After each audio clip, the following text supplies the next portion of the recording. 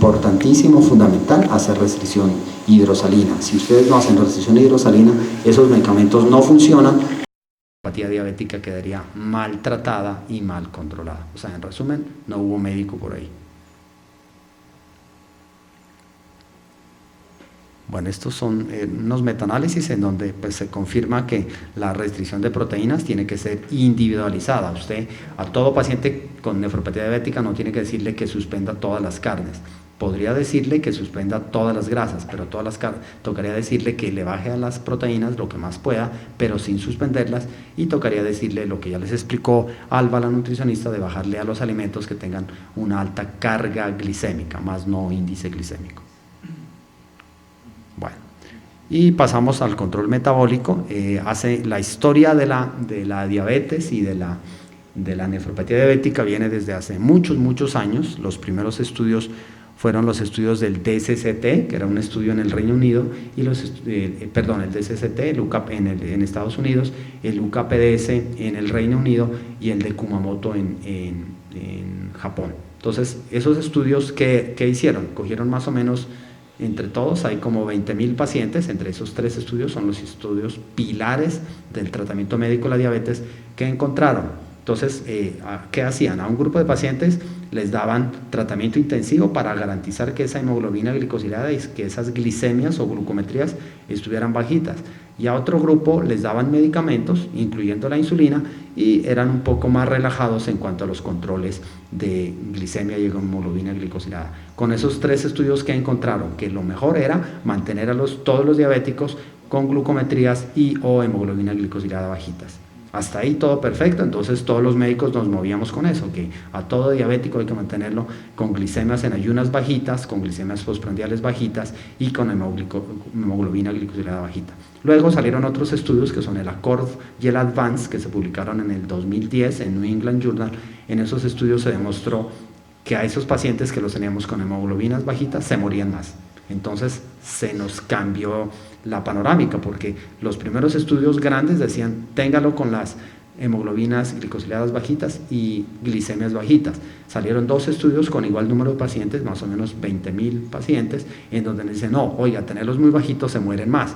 Entonces, obviamente hubo mucha discusión en la literatura médica, y a partir de eso fue que siguieron saliendo muchos más estudios, el SPRINT y el ACCORD y el ADVANCE y otros, en donde se empezó a demostrar que no tan perfectos en el control de la diabetes puede ser peligroso. Entonces, por eso hemoglobina glicosilada por debajo de 7.5 para todo mundo, excepto para ancianos de más de 75 años por debajo de 8.5 de hemoglobina glicosilada. ¿Listo?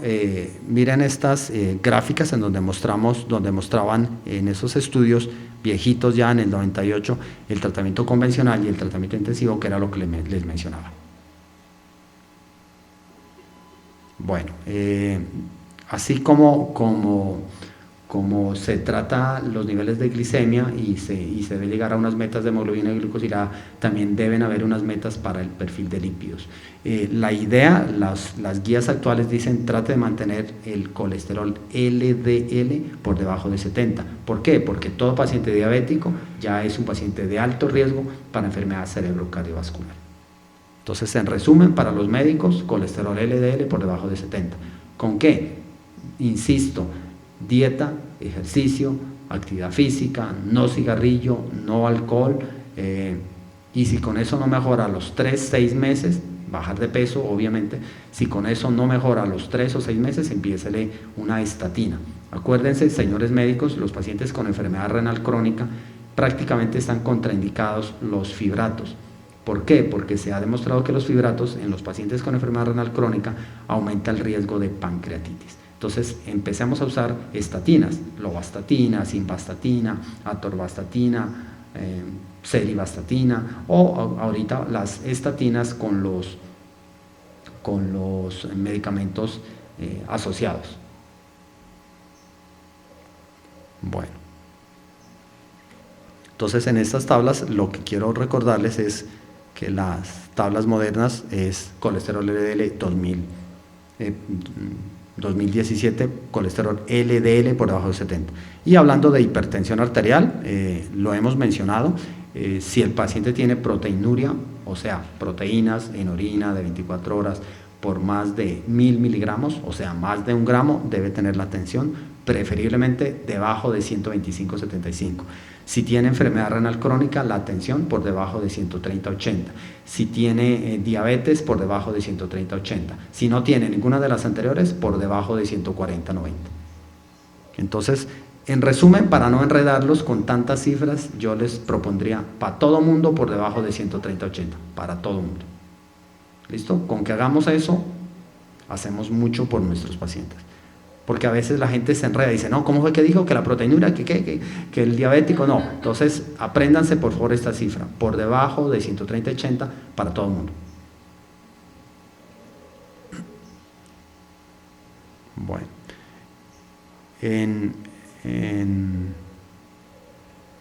bueno, lo voy a pasar rápido en aras del tiempo. Esto lo mencioné, aquí por ejemplo está el estudio de Lewis, no sé si recuerden, que fue con el elemental captopril, que algunos médicos no creen en el captopril, y el captopril sencillo, baratísimo, una caja de captopril de 30 creo que vale como 7,000 pesos, algo así, mes, entonces imagínense. Y el estudio Lewis demostró que disminuye la progresión de enfermedad renal crónica desde lo que en ese entonces se llamaba macroalbuminuria a progresión a macroproteinuria y a progresión de enfermedad renal crónica.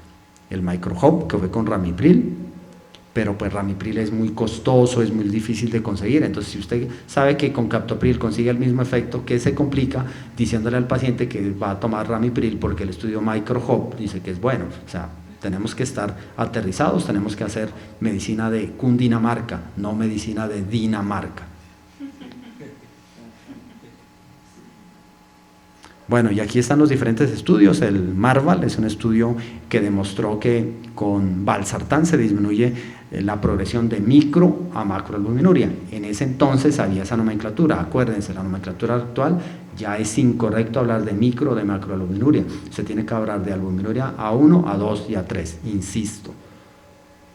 Entonces toca enseñarle a nuestras bacteriólogas, a los médicos tenemos que tener claro esta nomenclatura actual. El estudio IRMA fue con irbesartán, lo mismo, no se enreden, losartán da lo mismo, el losartán es baratísimo, lo consiguen en cualquier pueblo, en cualquier vereda, incluso que tenga farmacia. Entonces pilas con eso, ¿no? No caigan en la trampa de la industria farmacéutica, que no hay como el medicamento ABC con nombres comerciales. ¿Listo? Entonces lo paso esto rápido porque era pues para los médicos como contarles cuál es la evidencia del estudio. El IRMA con irbesartán, el RINAL con losartán. Bueno, entonces en resumen, para todos los médicos, por favor, acordémonos, la inhibición del sistema renina-angiotensina lo que hace es enlentecer o disminuir la progresión de la enfermedad renal crónica desde albuminuria A1, albuminuria A2, albuminuria A3, a proteinuria, y si controlamos eso, evitamos que el paciente pase de tasa de filtración estado 1, A2, A3, A4 y A5. O sea, vale la pena dar captopril cuando es necesario, siempre y cuando vigilando creatinina y potasio. El INT con irbesartán, entonces mucho cuidado con caer en la trampa de El Benedict fue con verapamilo y transdolapril, en donde se demostró pues que los pacientes disminuían la progresión de la enfermedad renal crónica. Entonces ahí estoy mostrando las gráficas, pero pues repito, en aras del tiempo vamos a pasarlo rápido. El Benedict, fue con verapamilo y transdolapril. Bueno.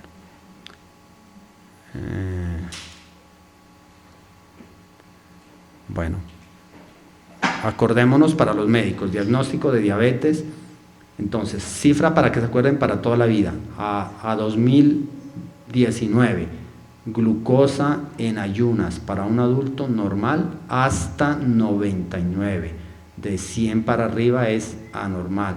Que no, que doctor, que mire, que el laboratorio dice de 70 a 110, el laboratorio está desactualizado. Glicemia en ayunas, máximo 99, de 100 para arriba se llama glicemia anormal del ayuno o glucosa anormal del ayuno. Entonces, pilas con eso, señores médicos. Segundo, ¿cuál es el diagnóstico de la diabetes? Ya lo dijo la nutricionista, glicemia en ayunas de más de 8 horas, de más de 126 en 2 ocasiones, separadas al menos 15 días. Tercero, glicemia casual más de 200 o hemoglobina glicosilada más de 6.5, pero por favor tiene que ser hemoglobina glicosilada estandarizada, o sea, por anticuerpos monoclonales o por cromatografía de columna líquida. Entonces, pilas, señores médicos, con esas, que sea hemoglobina glicosilada estandarizada. ¿Listo? Acordémonos que si un paciente, por ejemplo, un señor con sobrepeso de 45 años, que le hicieron una glucometría, le dio en 130, usted dice, uff, esto de pronto es diabetes, le pidió una glicemia por laboratorio, le salió en 110, entonces le dice, no, tranquilo, no tienes diabetes. Incorrecto. O sea, si un paciente tiene glicemia en ayunas de más de 100, puede ser diabético. ¿Qué hacer con una glicemia en ayunas por más de 100? Tiene dos caminos. Uno, hacerle una prueba de tolerancia oral a carga de glucosa, o dos, hacerle una hemoglobina glicosilada. Si la prueba oral a la carga de glucosa a las 2 horas da más de 200, ese paciente tiene diabetes. Y mire que usted hizo el diagnóstico de diabetes a partir de una glicemia de 110. Entonces, pilas con los puntos de corte.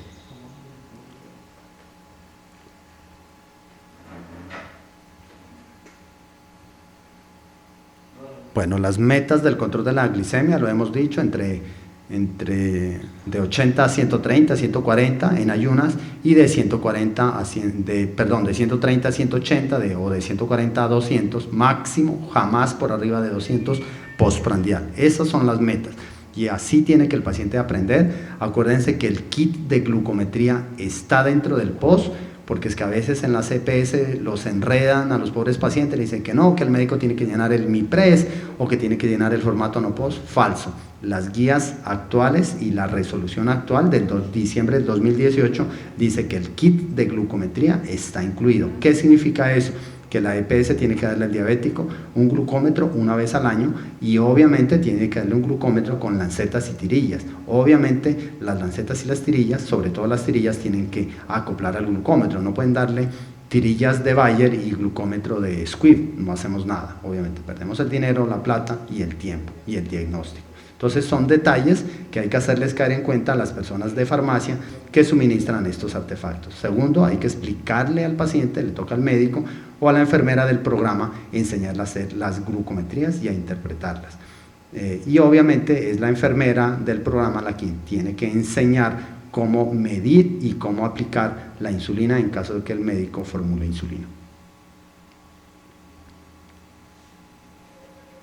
Bueno, respecto a medicamentos para diabetes no quiero hablar, creo que no es el espacio para ponernos a hablar de los medicamentos, pero en general podemos dar tips para los pacientes con enfermedad renal. Primero, la glibenclamida, si alguna vez la formularon, nunca más la vuelvan a formular en la vida. La glibenclamida, o lo que tiene nombre comercial de glucón, es más o menos como un veneno para el diabético, entonces nunca se lo formulen a nadie. ¿Listo? Eso está proscrito. Este es un país donde se sigue produciendo y vendiendo. En todos los demás países que se respeten ya no producen glibenclamida. Entonces, si ustedes tenían la costumbre de formularla, por favor quítelo, suspéndalo, dígale al paciente que lo entierre ese medicamento o que lo deseche, ¿ya? El mejor medicamento para diabetes en un paciente con sobrepeso u obesidad es metformina. Empiecen a usarla con absoluta seguridad. No caigan en la trampa de los visitadores médicos de que los inhibidores de la DPP4 son los mejor, que vildagliptina, sitagliptina, bueno, y todas las gliptinas. Entonces, por favor, no caigan en la trampa de la industria farmacéutica. Empiece en un diabético con sobrepeso u obesidad, metformina, empiece dosis bajitas, 500 miligramos, y llévelo a la dosis máxima, que serían 2000 miligramos. Siempre después de las comidas, siempre. Porque desafortunadamente la metformina tiene efectos adversos. La metformina se puede utilizar en pacientes con enfermedad renal hasta estado 4, a veces en algunos estados 5. ¿Cuál es el problema de la metformina? La acidosis metabólica. Entonces, por eso es que se puede, en algunos casos se contraindica en pacientes con enfermedad renal crónica. Tercero, los inhibidores del cotransporte 2-sodio-glucosa. Esos son medicamentos que toca tener mucho cuidado. Por favor, no los formulen ustedes en primero ni en segundo nivel, que sea el nefrólogo o el endocrinólogo el que tome esa decisión, porque hay que llenarse de razones de peso pesado para formularlos. Y tercero, si es que a ustedes les toca pasar de metformina a insulina, hágalo con toda la confianza. Puede utilizar insulina cristalina o regular e insulina NPH. que son las insulinas más básicas, muy fáciles de conseguir en Colombia. El problema de la insulina regular y la NPH en pacientes con enfermedad renal es que se aumenta el riesgo de hipoglicemia. Entonces, por eso es mejor utilizar los análogos, o sea, las insulinas análogas de corta acción, que son la glulicina, la aspártica, y las insulinas de larga acción, que son la glargina, la degludec y se me olvidó el otro. Bueno, son 3 insulinas de larga acción. Las insulinas de larga acción en un paciente diabético necesariamente se tienen que poner en ayunas. En los pacientes no diabéticos, sé que los médicos las formulan en la noche, pero en los pacientes diabéticos con enfermedad renal, por favor, no la formulen en la noche, formúlenla en ayunas. ¿Por qué? Porque en un paciente renal tiene mayor riesgo de hacer hipoglicemia. Si usted se la formula en la noche, de pronto al día siguiente el paciente amanece con muerte encefálica. Doctora, hay una pregunta desde Guajira que dice, la concurrente de ahí se dice, ¿el glucómetro solo se le da a pacientes insulinorequerientes? Bueno, hay una pregunta desde La Guajira, nos preguntan que si el glucómetro solo se le da a pacientes insulinorequerientes. La primera respuesta es sí, pero siempre hay una excepción a la regla. O sea, si usted tiene un paciente que no requiere insulina, que todavía tiene algo de producción adecuada de insulina y que todavía no tiene la suficiente resistencia a la insulina, no necesita insulina, pero no ha llegado a las metas. Entonces, si no ha llegado a las metas y está con hipoglicemiantes orales, debería tener un glucómetro.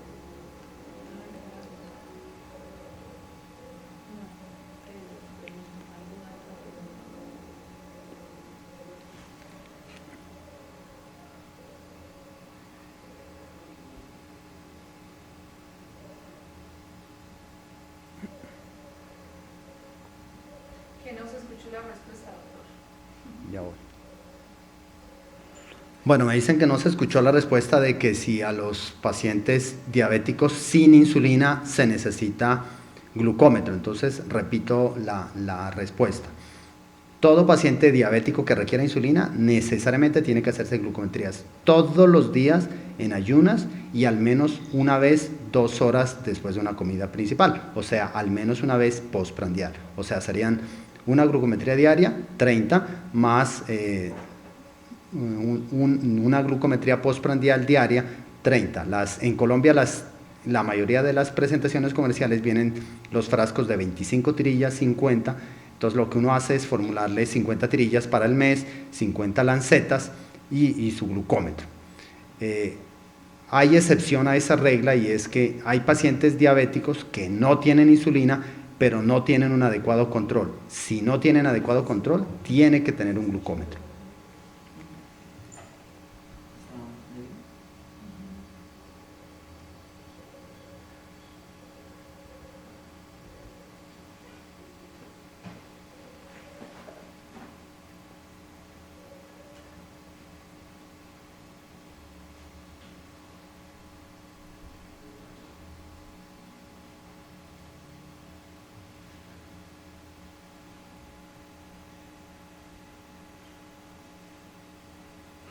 Bueno, y vamos a pasar a revisar hipertensión. Vamos a hacer una revisión de los temas claves de hipertensión. En esta tabla podemos comparar las diferentes guías de clasificación de hipertensión arterial desde el año 99, las guías de la Organización Mundial de la Salud, luego las del 2003, que es el famosísimo Comité Conjunto de los Estados Unidos en el 2003. Esa es la historia de la... Y estas son las últimas, que son las guías americanas del 2017, que fue las que le presentó Alba, la nutricionista, y el 8º comité. El problema con las guías 2017 de Estados Unidos es que ellos consideran prácticamente hipertenso a toda persona que tenga de 120/80 para arriba. Entonces, esas guías de los Estados Unidos han tenido muchísima crítica de las organizaciones médicas a nivel mundial. Por eso yo les recomiendo no utilizar las guías gringas, sino utilizar las guías europeas 2018, que son como más serias y yo diría que más aterrizadas a la realidad. Yo me atrevo a pensar, como lo han dicho muchas organizaciones médicas en el mundo, que estas guías gringas fueron presionadas por la industria farmacéutica. ¿Por qué presionadas por la industria farmacéutica? Si usted como médico le dice a un paciente con 120/80 que tiene hipertensión y si en 3 meses sigue con 120/80, tiene que empezar antihipertensivos. ¿Quién se beneficia? La industria farmacéutica. Entonces, estas son las guías europeas del 2018. Hablan de tensión óptima por debajo de 120/80 y ellos empiezan a hablar de hipertensión por arriba de 140/90, que son como las más aterrizadas a nuestro medio, y yo les propongo que utilicemos estas guías. Las guías colombianas son muy parecidas a estas, no son idénticas, pero son parecidas un 85%. Entonces yo les propongo que utilicemos estas guías, que son las últimas, agosto 2018, y son las guías europeas. Y aquí está la clasificación de las guías. Obviamente, entre más hipertensión haya, sistólica y diastólica, el riesgo cerebro-cardiovascular y el riesgo renal para inicio del daño renal, para progresión del daño renal y para deterioro y inicio de diálisis, pues entre más hipertenso está, más fácil se dañan los riñones, el cerebro, el corazón, los vasos sanguíneos, los ojos. ¿Listo? Importantísimo en las guías actuales de los Estados Unidos y las guías europeas es que ellos insisten, todas las guías actuales, las guías de Estados Unidos del 2017, las guías canadienses del 2018, las guías europeas del 2018, las guías de Australia y Nueva Zelanda del 2018, ¿qué empiezan haciendo énfasis? Señores médicos, señoras enfermeras, aprendan a tomar la presión arterial. Entonces, obviamente, nos repiten la clase de que para tomar la presión arterial el paciente tiene que haber reposado por lo menos 30 minutos en la sala de espera, 1, 2, que en el momento de tomar la tensión arterial el paciente necesariamente tiene que estar sentado con los pies en la tierra, las piernas sin cruzar y el brazo apoyado en una superficie firme. Entonces, ese cuento de que los médicos o las enfermeras toman la presión en la cama es incorrecto, o en la camilla es incorrecto, o el paciente de pies, depende. ¿Listo? Entonces, regla: paciente, reposo 30 minutos, no puede haber fumado las últimas 4 horas, no puede haber tomado tinto las últimas 4 horas, sentado, pies en la tierra, piernas descruzadas, brazo apoyado en una superficie firme, o sea, en el escritorio nuestro, y tiene que ser un tensiómetro validado, certificado, no puede ser un tensiómetro de muñeca. ¿Listo? Entonces, esos criterios son importantes. Y obviamente, todas las guías dicen, señores médicos, señoras enfermeras, aprendan a tomar la presión arterial auscultatoria, palpatoria, y si tienen un equipo electrónico, pongan bien el brazalete. Hay unas nuevas, las guías gringas sobre todo, y las europeas también, están hablando del monitoreo de la presión arterial antes de pasar al consultorio. ¿Por qué? Porque es que hay muchos pacientes que tienen hipertensión de bata blanca. ¿Qué es eso? Que el paciente ve al médico o a la enfermera, se le sube la tensión, punto, y no es hipertenso. Entonces sería un diagnóstico erróneo. Entonces ahorita hay una propuesta que es tomar la presión, pero no la tome ni el médico ni la enfermera. Entonces, en Estados Unidos y en Europa, ¿qué están haciendo? En un centro de salud, en un hospital, hay una sala muy cómoda, con unas sillas muy agradables, con una temperatura muy agradable, ni claro ni oscura la habitación. Entonces el paciente entra a esa habitación, se recuesta, se sienta, no se recuesta, se sienta, está el tensiómetro, él mismo se lo pone, ahí le explican con dibujos, con palabras muy sencillas, y sale. Y eso pasa, esa información pasa al consultorio médico. Esa se cree que es la mejor forma de tomar la presión. En Colombia eso es imposible. ¿Por qué? Por costos. Entonces, ni soñemos con eso, nos toca a nosotros tomar la presión.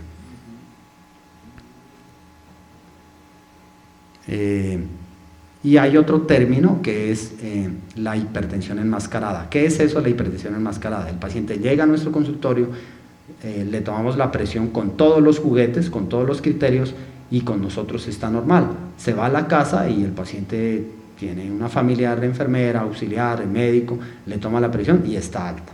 Entonces, esa es hipertensión enmascarada, y eso significa que ese paciente tiene alto riesgo de enfermedad cerebro-cardiovascular. Entonces, ¿eso a qué nos invita? A enseñarle a los pacientes, a solicitarle a los pacientes, a invitar a los pacientes que fuera de las tomas que nosotros hacemos de tensión arterial en el consultorio, en el puesto de salud o ambulatorias en casa, que se la siga tomando en la medida de lo posible. Entonces, ¿qué dicen las guías? Si usted tiene un paciente que usted lo considera hipertenso, dígale que para la próxima cita, durante una semana antes, le tomen la presión arterial sentado con todos los criterios que ya les mencioné en la mañana y en la noche, y que le lleve el registro. ¿Listo? Y usted, de acuerdo a la tendencia, usted dice, sí, parece ser que definitivamente está mal controlado, bien controlado, o está haciendo hipotensión. Y de acuerdo a eso vuelve a reajustar el tratamiento no farmacológico y el tratamiento farmacológico.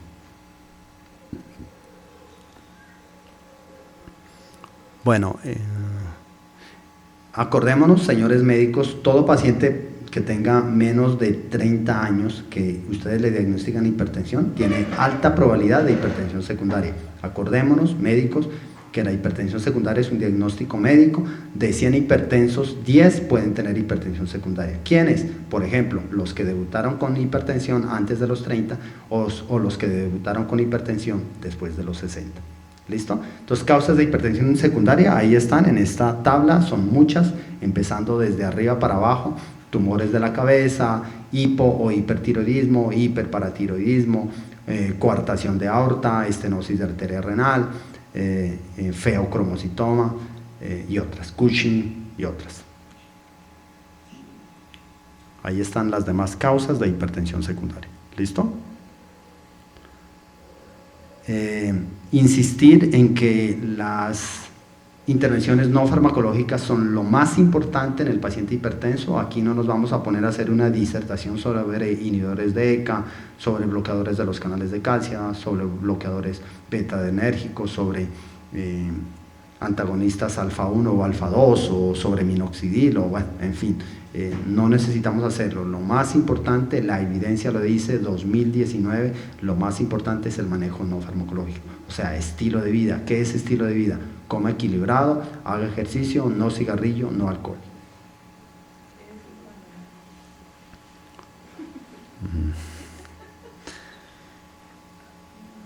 Listo. Y todo paciente con enfermedad renal crónica e hipertensión, depende del estado, ya lo dijimos. Si es estado 1, laboratorios cada año; estado 2, laboratorios cada 6 meses; estado 3, laboratorios cada 4 meses; estado 4, laboratorios cada 2 meses; estado 5, laboratorios cada mes.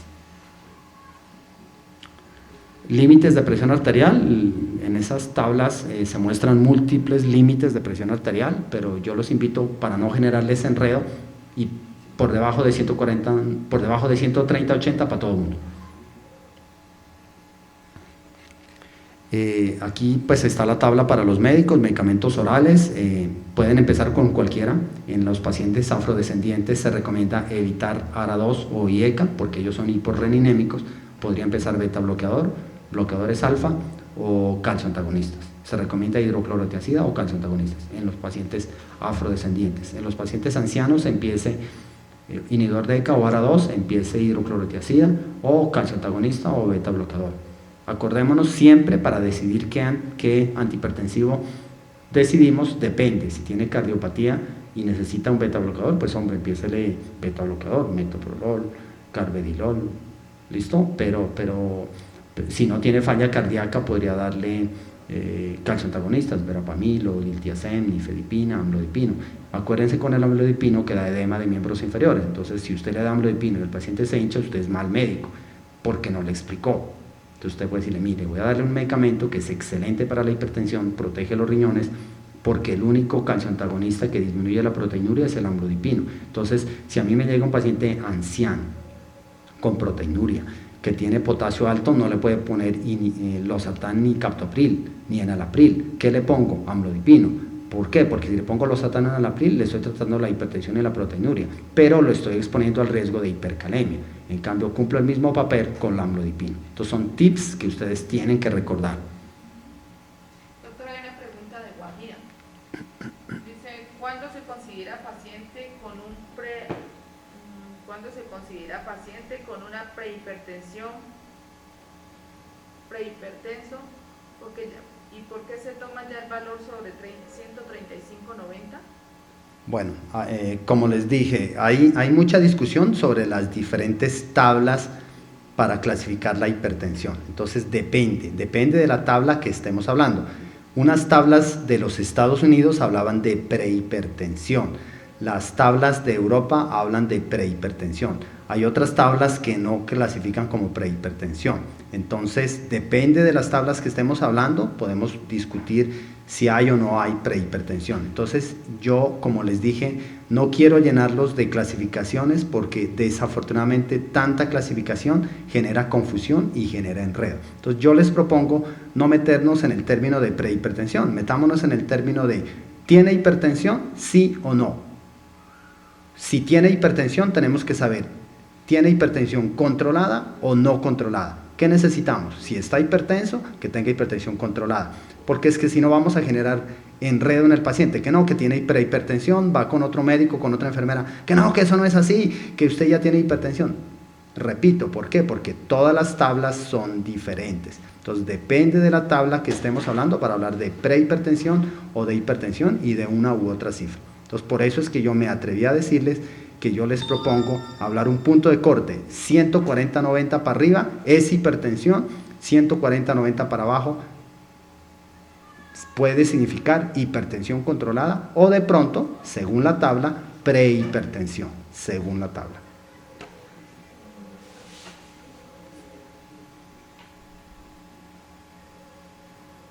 Bueno, siguiendo con los medicamentos, importantísimo para los médicos acordarse, por ejemplo, si un paciente tiene migraña, dele beta bloqueador o calcio antagonista.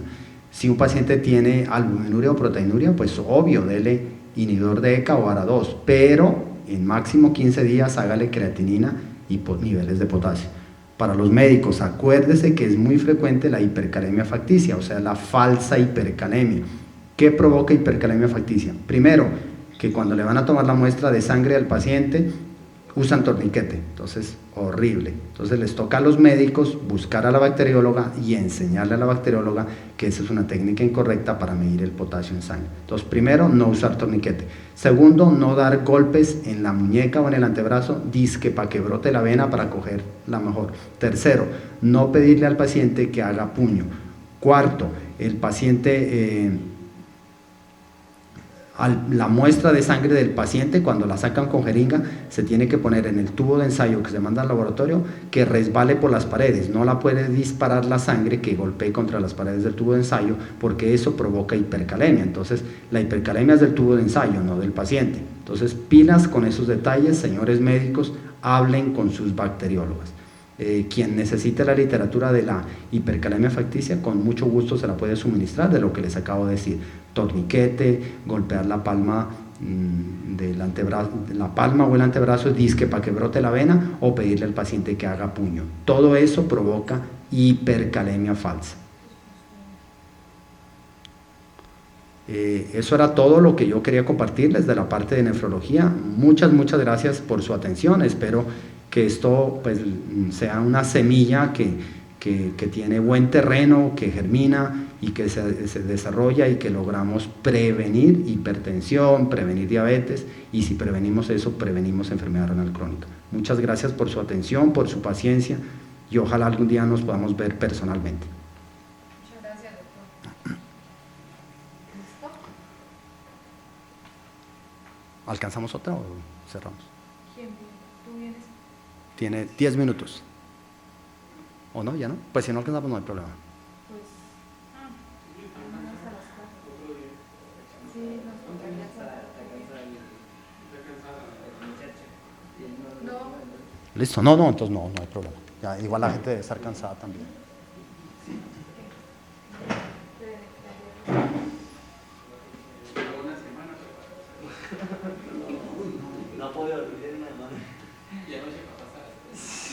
Bueno, compañeros de las regionales de la Asociación Indígena del Cauca, de los 7 departamentos y los profesionales de las diferentes IPS y empresas sociales del Estado que han estado pendientes de la videoconferencia el día de hoy, agradecerle al equipo de Fresenius. Nos dicen que queda pendiente un tema, pues por tiempo y porque el compañero que nos está colaborando desde el tema de comunicación en el Cauca y a nivel de todos los pueblos indígenas latinoamericanos se desarrolló y se continuará trabajando el tema de el ritual de la recibida del sol, del Inti Raymi, para el otro Segbuy.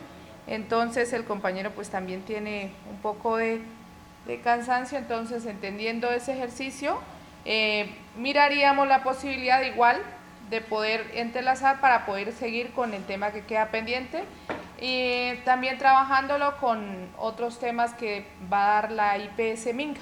¿Listo? De todos modos, muchas gracias, doctor, muy amables. De igual a ustedes, compañeros de las diferentes regionales de la AIC, IPS y Empresas Sociales del Estado, a los compañeros de comunicación de la AIC y al enfermero del programa de enfermedades precursoras. Muchas gracias.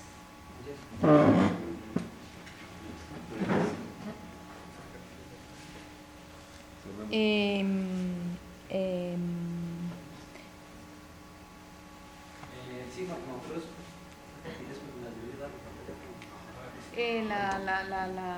¿cómo se llama ella? La trabajadora social dijo que tomáramos de ahí para Bueno, pues hacer... estamos cerrando esta transmisión. Agradecimientos pues a las personas que han participado. Esperamos pues que puedan también luego mirar este importante trabajo de exposición que pues queda aquí ya grabado en un archivo importante dentro de esta fanpage de la ICFSI. Entonces, muchísimas gracias a todos ustedes, estimados compañeros que nos han pues, acompañado en esta transmisión. Nos despedimos pues, desde esta sede de la Universidad UAI. Muchísimas gracias por haber estado estas 5 horas de trabajo a cada una de las regionales. Pues un saludo muy especial desde este espacio de prensa y comunicaciones.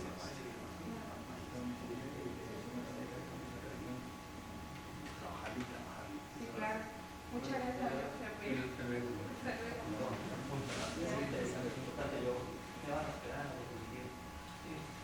Las diapositivas quedan acá, jefe. Dame la memoria, porque este equipo es de la UAI. Ahí en el último. Hasta luego, muchas gracias. ¿Qué le pareció, doctor?